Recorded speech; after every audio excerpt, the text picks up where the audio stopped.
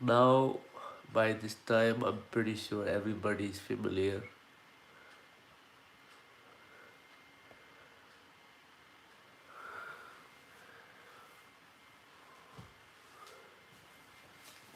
Let me sit down. Can everybody see me very clearly on YouTube? If it's not, let me know. Hello, welcome to Saturday Sangha. Who is talking? It looks like YouTube people are busy.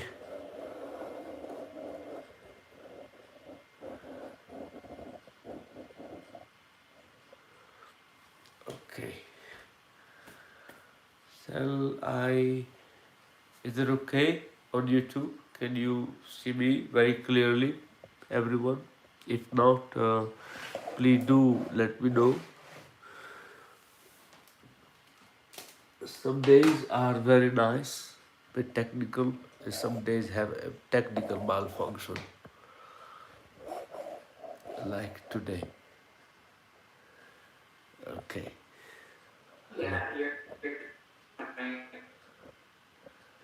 There's one person watching on YouTube, that's fine. Hello, everyone. There is a few questions I have today on YouTube,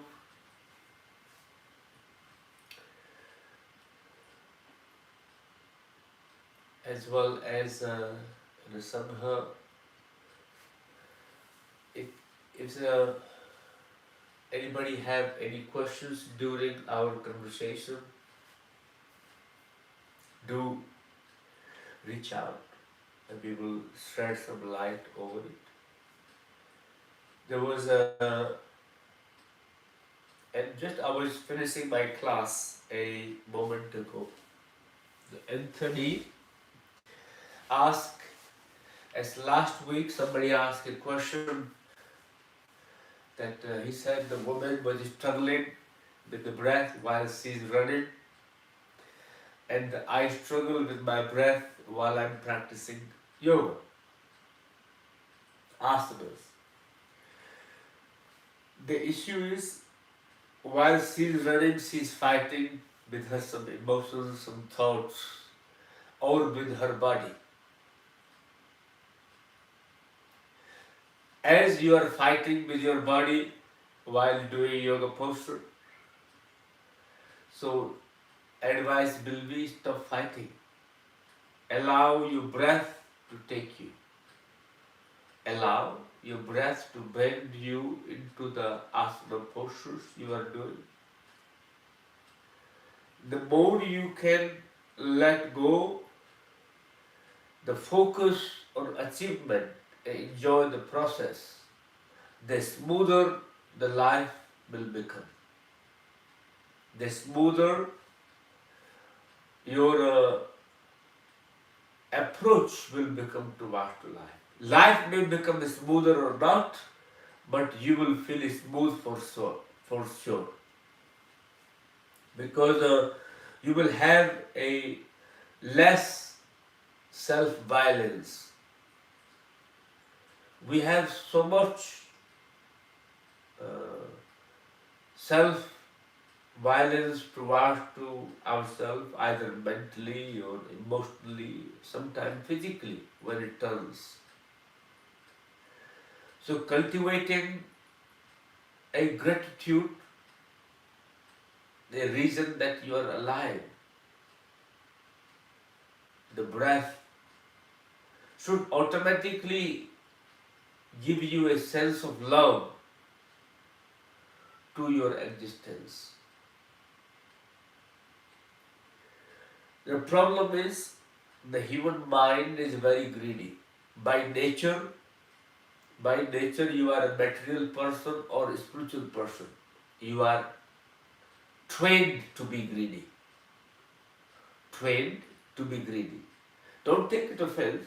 I said a spiritual person as well as a material person.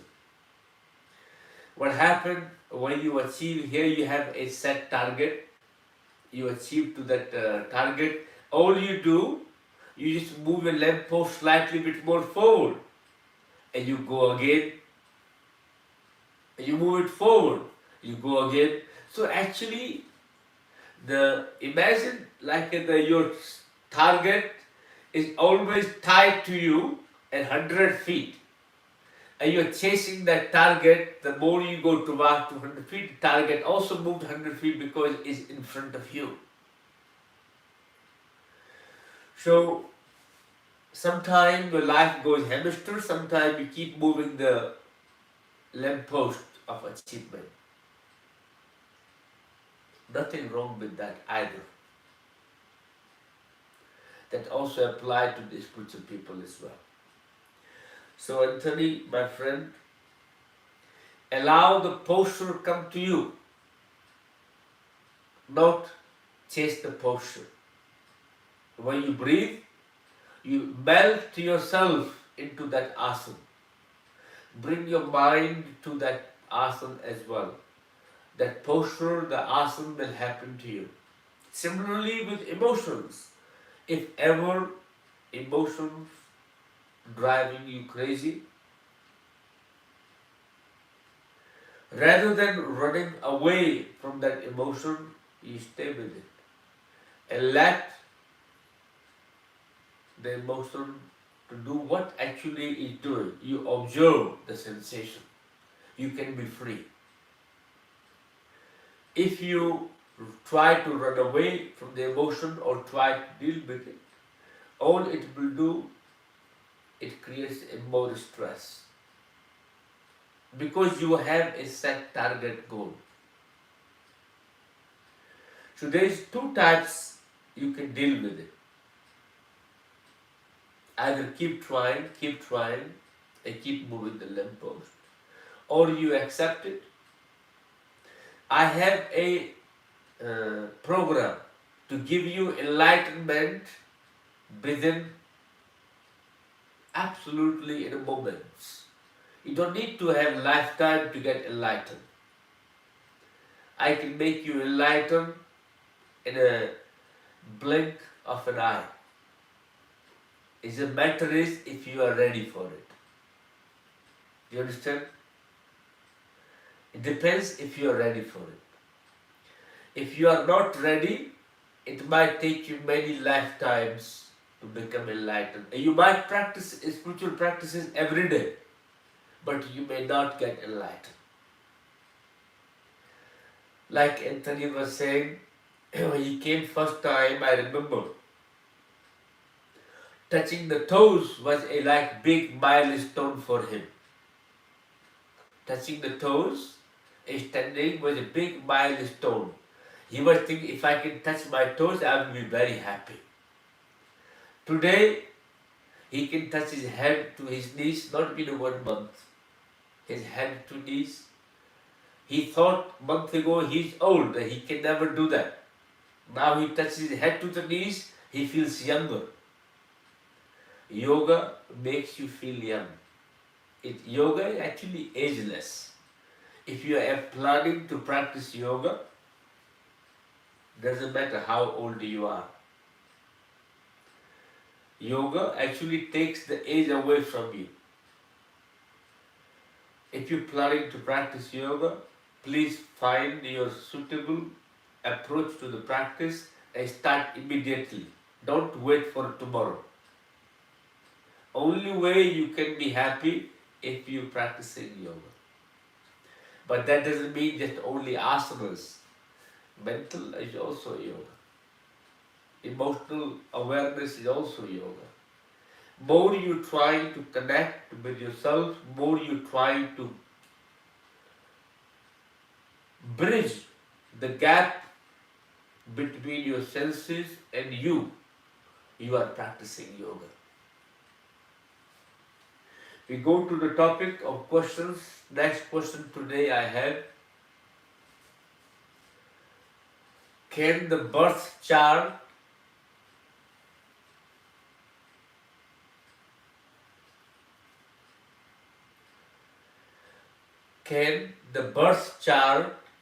has everything about us and decide what is our purpose? Very important question. I can guarantee you, I remember when I used to travel in a tube, and 70 to 80% of the people, first they get it, they look at their astrological prediction of the day, what is going to happen. And I actually quite laugh sometimes because whatever you read in a newspaper is generic, and nothing personal about it. But some people take it so personally and they try to find and look for a meaning into it, despite there is no meaning, but you make a meaning into it. So,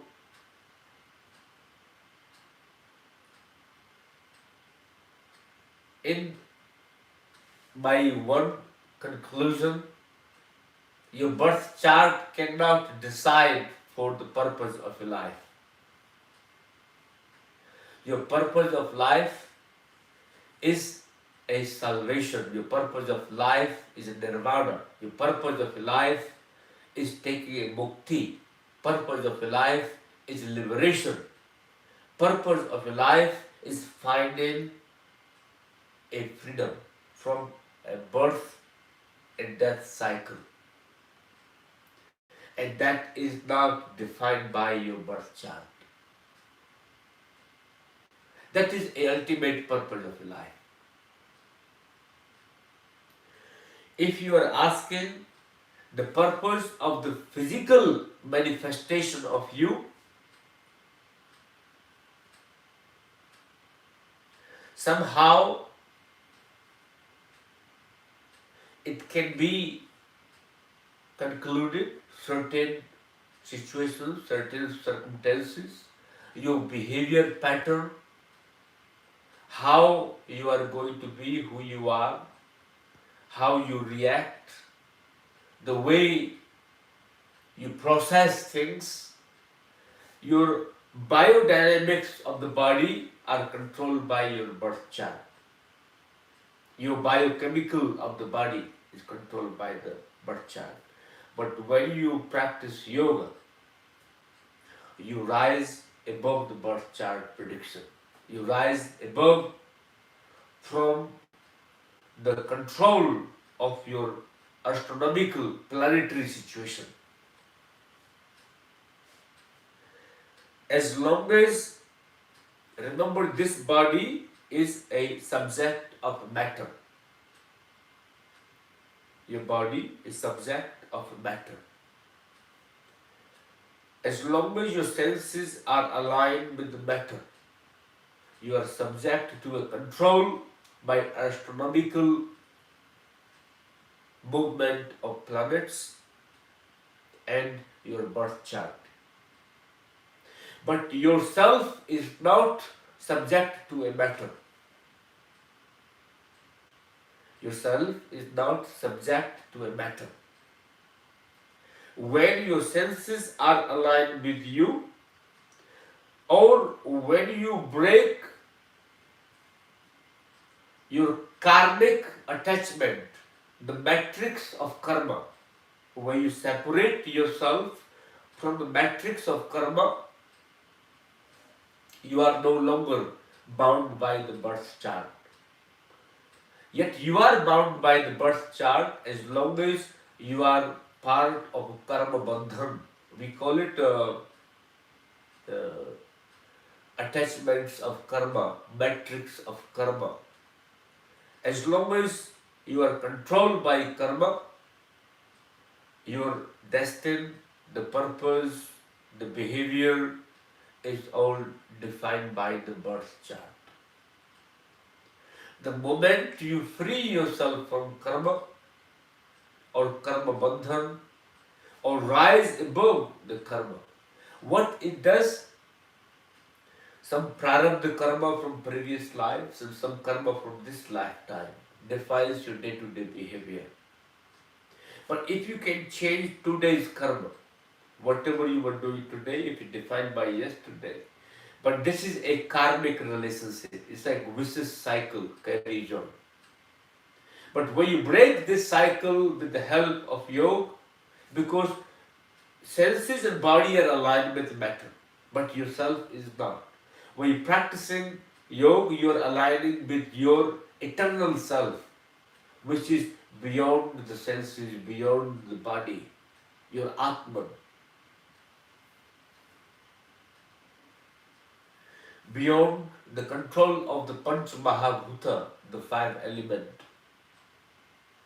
Once your mind, your senses are aligned with that, you break that pattern, you break that cycle, and no longer you are abide by the purpose or control of the birth chart. I give you my example personally. I remember when I was a small kid, my grandfather used to tell me, you are going to live 7 years or 7 months or 7 days. If I pass, I will be beyond that. So my grandfather did not actually believe what astrologer said to him. He ripped that piece of paper and introduced me to a yoga meditation. My meditation practice started when I was very small. Participating in Agnihotras, participating in the Sanatana Dharma practice, the Vedic practices, is not irrelevant.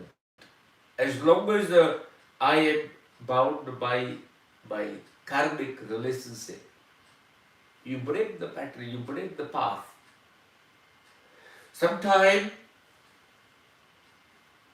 you have changed your path so much, you feel like a parallel reality. You live like you live a two life. If that is the experience, means you have created a parallel reality sometimes. You are existing in parallel places, mentally. Maybe not physically. So, my friend, does your birth chart decide your purpose? If you are looking for it, yeah, probably yes.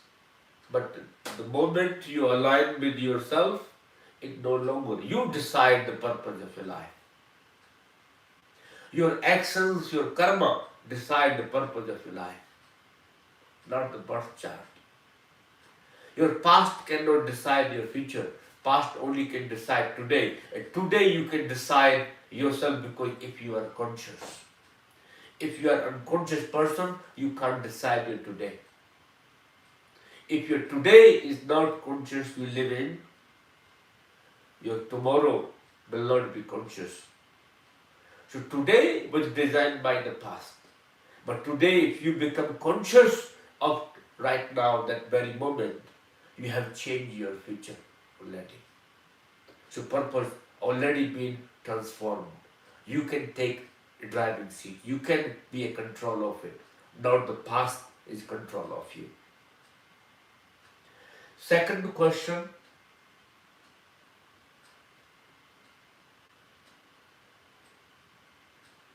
is I visualize, say, Swamiji, can you help me?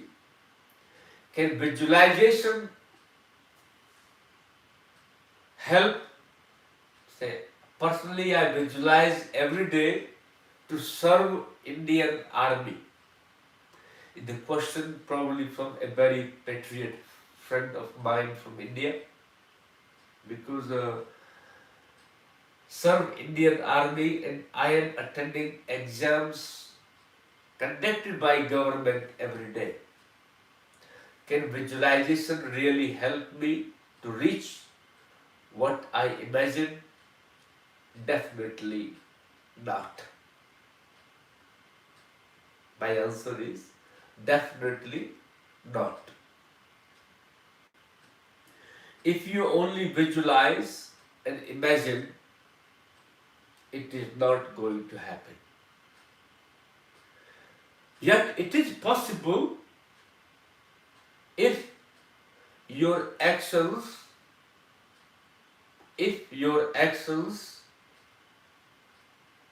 your effort are aligned with your visualization and imagination along with engaging with them.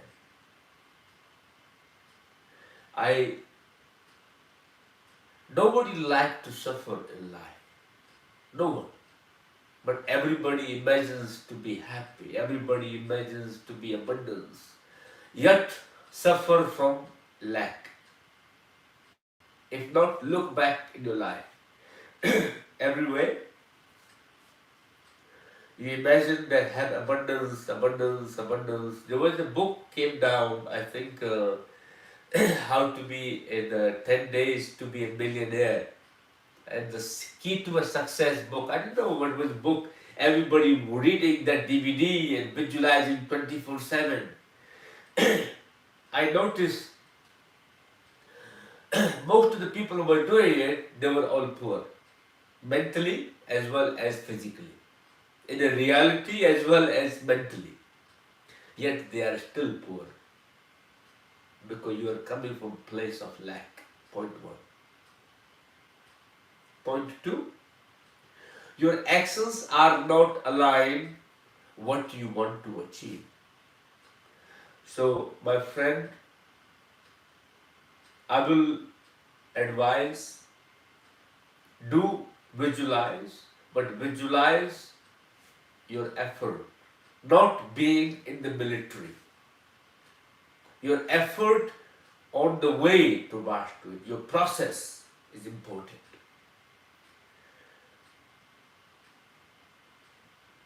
Towards to whatever you require your effort, engagement towards to the effort. Put your more effort into action than mental imagination. That will be my personal advice. I give you a simple example. When you are in high school or secondary school or A-level or GCSE level, you are imagining you are passing with the top marks every day. And you are going to go to that university or going to get that beautiful girlfriend you have eye on all the time because you want to impress it after getting your best job. Imagining every day. You're going to have a beautiful house, but your actions are not aligned. It's not going to happen. If your actions are aligned to a study, not passing the marks, getting the best marks, but more focus on the study, on your action, you can achieve it. We said karma pradhana, vishwakara rakha. Your karma is always priority, is a chief factor. Your karma or actions you do becomes a deciding factor in everything you do in your life. But persistence is very important. What happens, you do a karma for one day, you forget about it, you start procrastinating, becomes the problem. But you're doing a karma, but there is a persistence is lacking. Dedication is lacking. So you turn to a religion, you turn to a God. God cannot help you. Yourself can. The having faith in your ability can. In your senses can. Viveka, buddhi, karmendriya, gyanendriya, combine all of them together. The ability to discern, intellectual senses, your action senses. your intelligence, your mind, your ego, all 14 elements come together, you can make a deciding factor of achievement anything you like in your life. If visualization is possible to achieve everything, I guarantee you Donald Trump imagined every day he's going to be next president, but he wasn't. And I guarantee you that nobody in life likes to suffer. But there is a little bit of suffering comes through it. So imagination, visualization only works. It is possible. It only works when you have liberated yourself from the limitation of karma. And once you reach that state, you do no longer require a imagination and visualization, because there is no longer a goal post left for you, because you have risen above the expectation from the life. You have risen above what the desire of the mind it might be. When you reach that stage, you develop the ability of manifestation. But that time, they no longer need. Till then, visualization and imagination doesn't work. But I would recommend you to put your effort towards to your actions.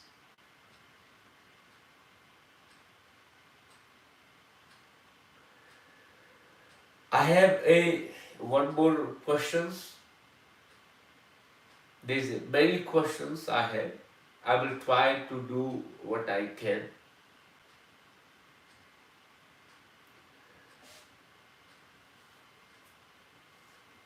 If whatever I cannot answer today, we'll keep them for next week. Can I explain about breathless state in meditation? Can I explain about the breathless state in meditation? I am very happy to hear that you experienced that. Point one. Congratulations. Are you making it happen or it appearing naturally? If it happens naturally, stay there, enjoy. You are experiencing Kevala Kumbhaka. But if your breathlessness is like a panic, means deep down there is some fear. It comes up during your meditation. To explain it better, I will go a bit more into the 4 parts of the breath. You inhale, you exhale. You're only aware of the 2 elements of your breath. But every day in your life, you have been told, deeply inhale, deeply exhale. Your effort, your whole life is on deep in breath and deep out breath. More taking, more giving. Sometimes not giving at all.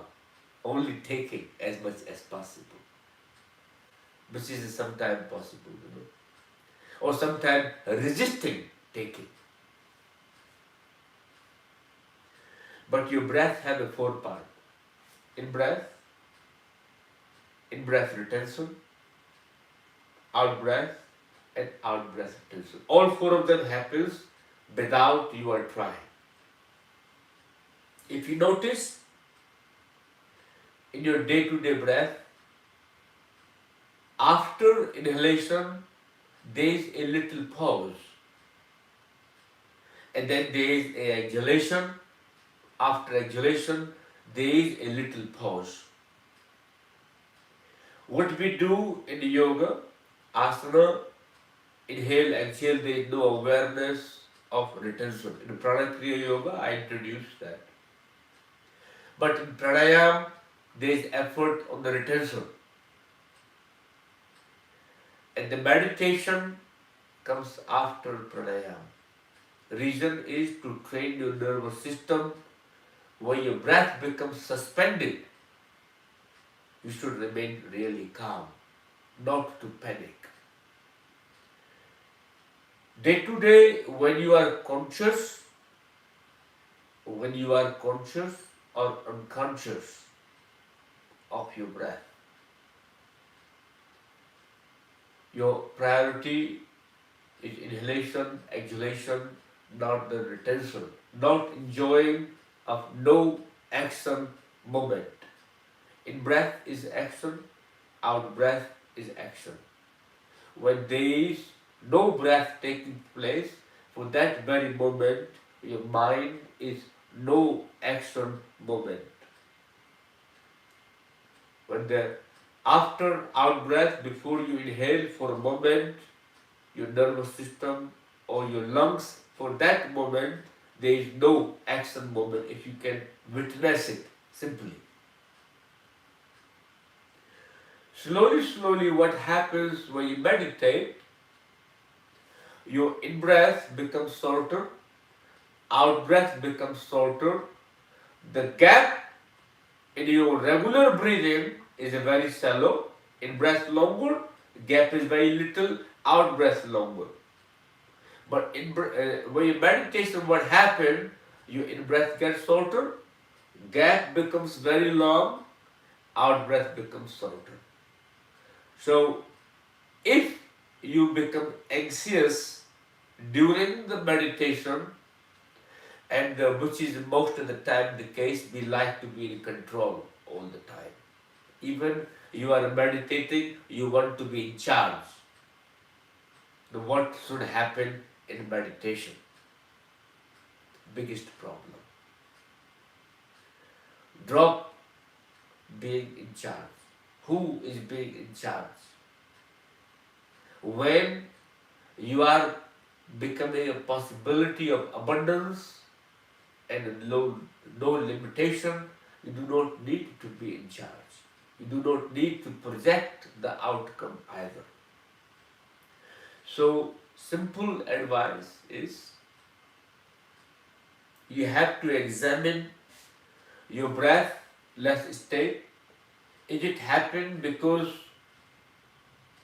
you are anxious or stressed during the practice? Do you feel anxious, panicky after the breathless state? Or you are focusing so hard? Your focus and intention is so hard that you hold your breath, like concentration practice. Drop that as well. Remain completely relaxed. And if your breathlessness is not a breathlessness, it becomes a suspension of your breath. Your breath gets suspended for very long periods of time. Enjoy it. I am very happy and I congratulate you to experience a Kevala Kumbhaka. Prolong it, that you are very close to a samadhi, but don't panic. If that happens, my advice will be, do not panic. Do not get frightened. I guarantee you, I have not seen anyone dying in a meditation. Even you hold the breath with your nose and hand, you cannot suffocate. Your mind is a lot more smarter. You are a survivor. So, if you experience breathlessness, I can't really talk much on it till I know more information about it. Is it depend what techniques you are practicing? Are you practicing breath retention practice or breathing techniques during the meditation or silently witnessing? If you are practicing a meditation, just a observation, not with any expectation or any projection, and you feel a suspension of the breath, all I can advise, do not panic if that whenever it happens. Just Witness the suspension of the breath, and you will see the miracle is about to happen to you. You are about to break through the practice. So I have one more question. He said, I have a question, but I have two questions, not one. Somebody said, I'd like to ask you a question, but then they say, I have two questions. It's not actually a question, but two of them. See,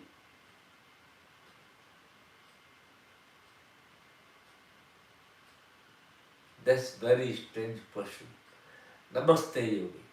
I would like to ask you a question regarding wearing masks. I noticed that wearing them for a few hours, I have headache, feel lethargic and exhausted. Congratulations. That's what everybody wants you to be. When you're lethargic and tired, have headache and lack of clarity in your thinking, that's what everybody wants you to be. Because you are more subject to a manipulation, you are more subject to a not being you, basically.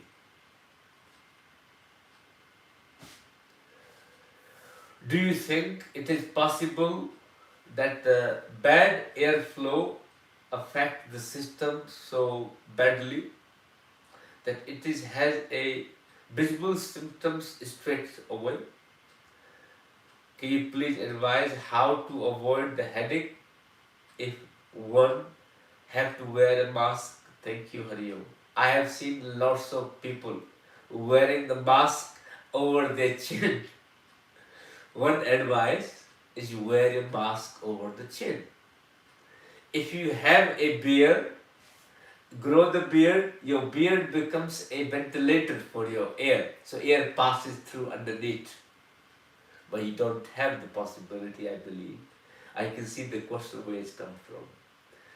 So, best one is wear a cotton mask. If you have to wear a mask, wear a single layer of cotton. Don't wear those polyethylene ones, the plastic ones. They're sprayed with chemicals as well. Disposable mask, I will not recommend it to any of you for health reasons, because they are non-breathable. Second, microfiber of them is also can get into your system. But calm your breath. One part, if you do have to wear a mask, don't breathe like a buffalo or rhinoceros, really heavy. If your breath is heavy, sometimes I have seen people wearing masks. You can see the mask is moving in and out as they are breathing. So must be a very heavy breathing and very shallow. So breathe very steady, breathe very calm, breathe slow as if there is no pressure sucked through. If you're breathing fast, mask will become a hindrance for your breathing. If you breathe calm, your mask will not be a hindrance. Your brain will have enough supply. Your air passage will not get blocked. When you breathe calmly, your air passage will remain open, not get restricted. When you breathe heavy and fast and shallow, your air passage get blocked really easily. And you don't really have a full in-breath or full out-breath. So first of all, calm your breathing, mentally remain calm, don't breathe heavy. There's no need to be stressed, point one. That's the one technique you can do. Second, practice Ujjayi breath when you are breathing to the mask. Third one, when you finish wearing mask, sit down comfortably, practice alternative nostril breathing to release the stress of the frontal lobe of the brain. Third, avoid wearing mask as much as you can. Fourth, if you have to wear cotton mask. Fifth, make sure you are not in a rush. If you are in a rush, your breath is not going to be calm. What happens when you wear a mask? Your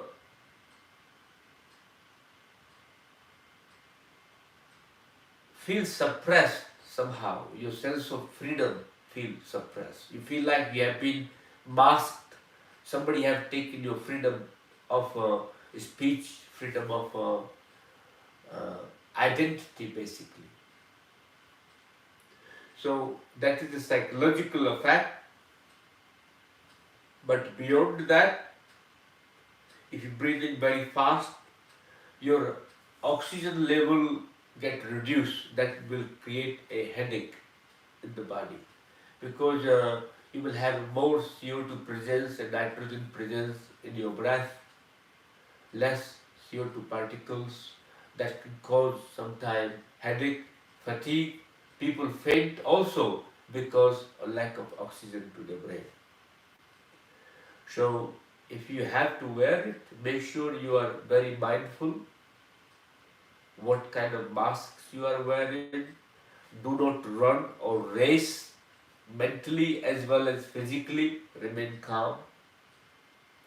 I have given many reasons before.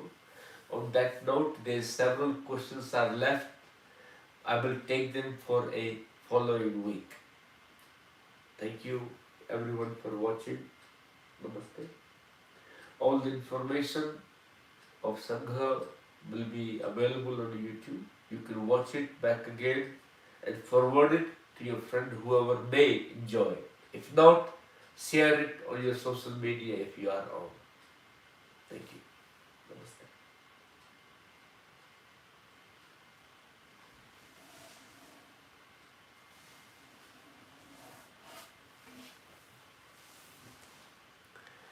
Thank you everyone on YouTube.